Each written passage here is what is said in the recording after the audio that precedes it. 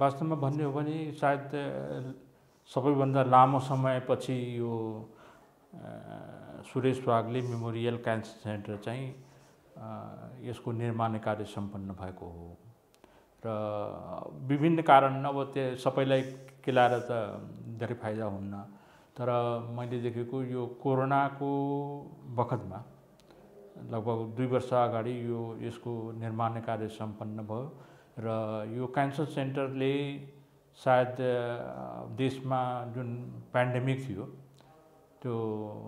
त्यसको लागि एकदमै यो सेन्टरबाट सेवा प्रदान भयो र हालसालै हाम्रो प्रयासले अब सुरुको अवस्थामा भए पनि यो क्यान्सर सेन्टरबाट क्यान्सर सर्भिस नै अब यो भदौ 1 गतेदेखि हामीले सुरु गर्यौं। त्यसमा अब उद्देश्य हाम्रो कम्प्रिहेन्सिभ क्यान्सर सेन्टर बनाउने हो। कम्प्रिहेन्सिभ क्यान्सर सेन्टर भन्दाखेरि अब केमोथेरापी, रेडियोथेरापी र सर्जरी यो तीनटै विधाबाट क्यान्सर पेसेन्टको उपचार गर्नेलाई कम्प्रिहेन्सिभ क्यान्सर सेन्टर हाम्रो लक्ष्य त्यो हो। तर अहिलेको परिस्थितिमा अब कोभिडको बिरामीहरू पनि त्यतिकै छन्।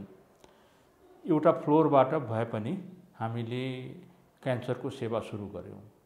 अब त्यसमा मुख्य सेवाहरू अहिले के गर्यौं भनेदेखि आउटपेसेन्ट क्लिनिक सञ्चालन गरेका छौं। त्यसपछि डे केयर केमोथेरापी भन्छौं। भर्ना गर्नु परेन, बिहान बिरामी आयो उलाई केमोथेरापी दिएर साँझ चाहिँ घर पठाउने डे केयर केमोथेरापी सुरु गर्यौं। र हिजोदेखि मात्रै हामीले 10 बेडको इनपेसेन्ट सर्भिस सुरु गर्यौं। भनेपछि क्यान्सरको बिरामी जसमा कि 10 बेडमा 7 जना बिरामी अहिले छन्, त्यो बिरामीलाई भर्ना गरेर हामीले उपचार गरिरहेका छौं। त्यसको साथसाथै हामीले यो क्यान्सर स्क्रिनिङ प्रोग्राम पनि सुरु गरेका छौं। किनभने सिम्पटम लिएर आउँदाखेरि बिरामी एकदमै एडभान्स स्टेजमा हुन्छ, तर अब स्क्रिनिङ सिम्पटमै नभइकन त्यसको जाँच पडताल गरेर क्यान्सर पत्ता लगाउन सकियो भनेदेखि त्यसलाई सुरुकै अवस्थामा पत्ता लाग्छ र निको पार्न सजिलो हुन्छ। त्यो हिसाबले हामीले 2टा क्यान्सरको लागि महिलामा हुने ब्रेस्ट क्यान्सर र सर्भाइकल क्यान्सर, पाठेघरको मुखको क्यान्सरको लागि हामीले स्क्रिनिङ प्रोग्राम सुरु गरेका छौं। अब 30 देखि 60 वर्षको उमेरको महिलालाई हामीले एकैचोटि ब्रेस्ट क्यान्सरको लागि पनि स्क्रिनिङ प्रोग्राम गर्छौं र सर्भाइकल क्यान्सरको लागि पनि स्क्रिनिङ प्रोग्राम अहिले सुरुमा हामीले हप्ताको 2 दिन गरिरहेका छौं। अब पछि यसलाई विस्तार गर्दै जान्छौं। अब बेसिकली के छ भने यो अरु अस्पताल, जेनरल अस्पताल जस्तो क्यान्सर अस्पताल हुन्, अलिकति एक्सपेन्सिभ पनि हुन्छ र मैले देखेको अब यो केमोथेरापी सुरु गर्यौं, अहिले आउटपेसेन्ट क्लिनिक सुरु गर्यौं र अब हाम्रो मेन टार्गेट चाहिँ रेडियोथेरापी हो, जुन सर्भिस यहाँ छैन, टिचिङ हस्पिटलमै सर्भिस छैन। त्यो रेडियोथेरापी र जुन कि अलि महँगो खालको पनि मेसिन हुन्छ, त्यसको लागि म्यान पावर पनि अब त्यो पहल चाहिँ अहिले सुरु गर्यौं। अब अलि समय अलिकति लाग्छ, तर पनि हामीले अब रेडियोथेरापी नेक्स्ट हाम्रो टार्गेट नै रेडियोथेरापी सर्भिस यहाँ कसरी सञ्चालन गर्ने, त्यसको लागि म्यान पावर र उपकरणको लागि के गर्नुपर्छ भन्ने जस्तै लागिरहेछौं। यो बनेको प्रोजेक्ट, यो बिल्डिङ पनि नेपाल सरकारकै सहयोगमा बनेको हो, स्वास्थ्य मन्त्रालयको बजेटबाट बनेको हो। यसैले गर्दाखेरि हामी फेरि अब रेडियोथेरापी जस्तो महँगो इक्विपमेन्टको लागि पनि नेपाल सरकारलाई हामी अब कोसिस गरिरहेछौं। हामीसँग केही बजेट फन्ड छ, तर पनि अरु फन्ड पनि आवश्यक पर्छ, त्यसको लागि हामीले अब कोसिस गरिरहेछौं। 3 वटा हो हामीसँग बङ्कर भने रेडियोथेरापी मेसिन राख्नलाई बङ्कर चाहिन्छ कि एकदमै अब 1-2 मिटरको वाल भएको, किनभने रेडिएसन चुहावट नहोस् भन्ने हिसाबले त्यस्तो हामीसँग 3 वटा बङ्कर छ, 3 वटा मेसिन। तर सुरुमा हामीले एउटा रेडियोथेरापी मेसिन राख्ने प्रयास गरिरहेछौं। अब त्यसमा 30-40 करोड जति लाग्छ सञ्चालन गर्नलाई। त्यो मेसिनको मात्रै। मेसिन सँगसँगै अब प्लानिङ गर्ने हुन्छ, सिटी सिमुलेटर हुन्छ, यसैले अरू उपकरणहरू पनि फुल फ्लेजमा रेडियोथेरापी एउटा मेसिनबाट सर्भिस दिनलाई लगभग 20 देखि 40 करोडसम्म भनौँ न लागत हुन्छ।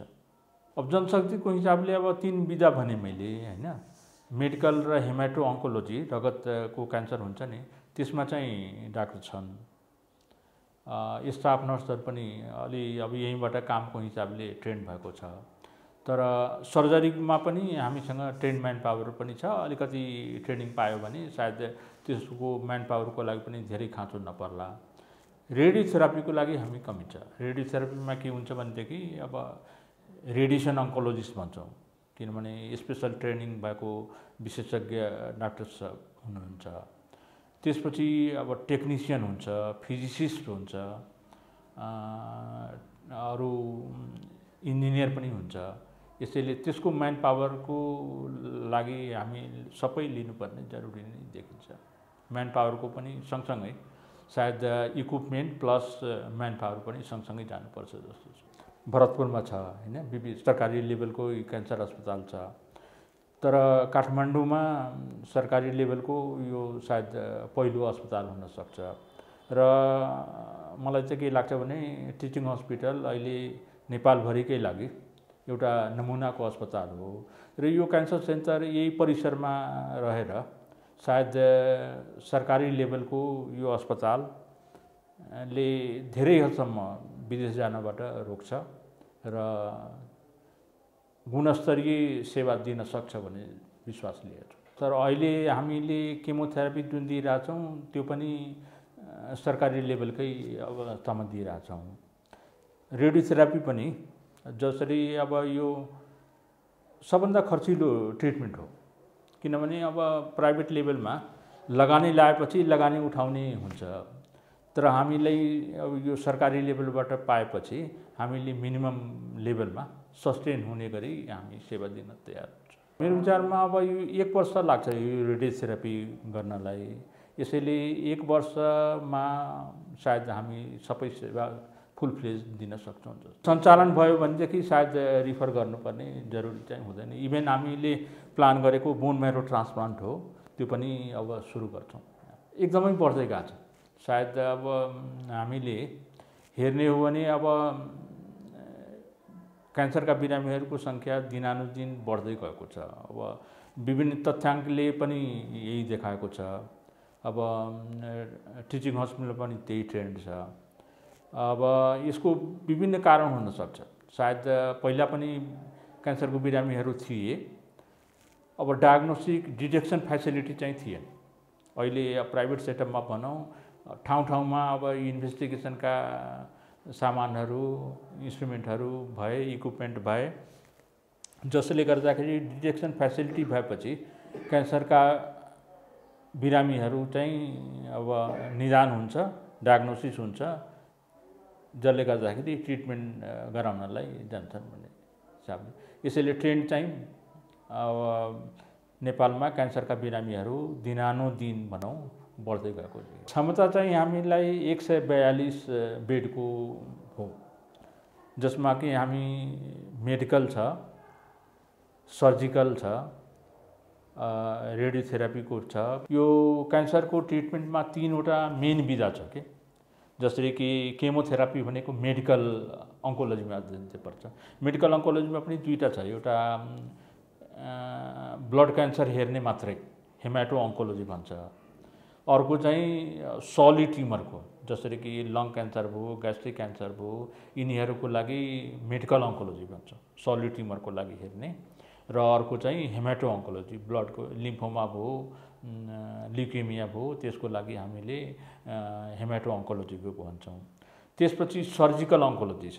सर्जिकल अन्कोलोजी भनेको त्यही क्यान्सर सर्जरी गरेर उपचार गर्ने। अब त्यसको लागि पनि हामीले वार्ड छुट्याएका छौँ। त्यसपछि अब रेडियोथेरापीको लागि तलको यसको अस्पतालको ग्राउन्ड के अरे अन्डरग्राउन्डमा हेर्नुभयो भने फुल सेटअप चाहिँ रेडियोथेरापीको लागि छ। 7 तला छ, एउटा अन्डरग्राउन्ड छ। अन्डरग्राउन्डमा हामीले रेडियोथेरापीको सेटअप भनौँ, रेडियोथेरापीको लागि छ।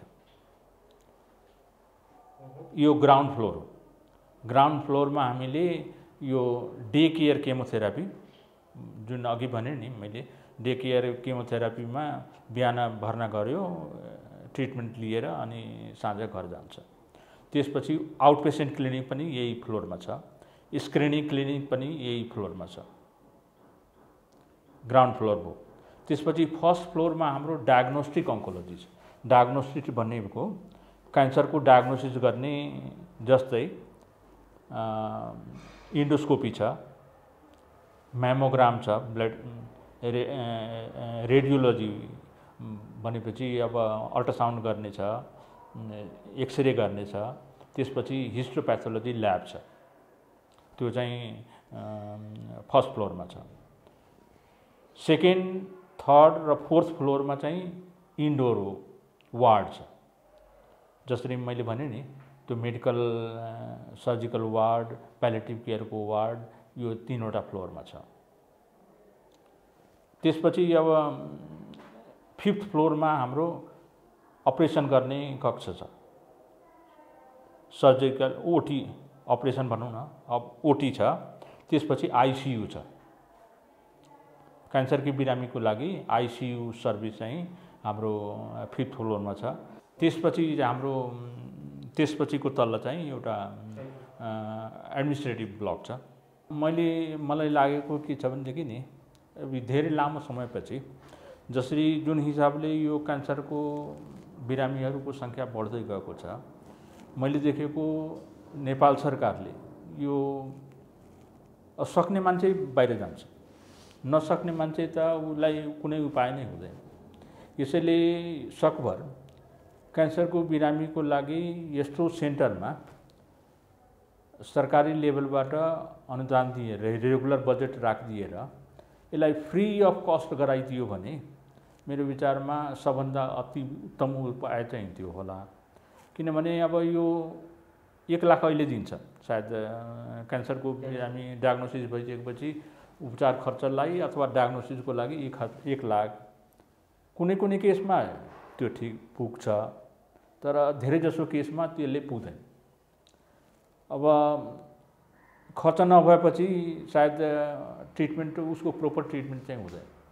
गभर्मेन्टले यसको जिम्मा लिदियो भने सायद प्रोपर ट्रिटमेन्ट पनि हुन्थ्यो। किनभने जेनरल हस्पिटल जस्तो यो हुँदैन र एक्सपेन्सिभ हुन्छ। जसरी कि मैले केमोथेरापी भने नि, युजुअल दबाई खर्च कसैले दिँदैन। अब 1 लाखभित्र पर्ने भयो भने ठिक छ। अब 1 लाखभन्दा बढी कुनैमा त एकचोटिमा 5-6 चोटि साइकल लिनुपर्ने ठाउँमा एक साइकलमै उसको 1 लाखभन्दा बढी लाग्यो भनेदेखि त बाँकी त उसले तिर्नै सक्दैन। अब त्यस्तो अवस्थामा पनि मैले देखेको अब गभर्मेन्टले नै यसको खर्चको जिम्मा लिदियो भनेदेखि सायद क्यान्सरको बिरामीहरू बाँच्ने सम्भावना बढी हुन्छ जस्तो लाग्छ।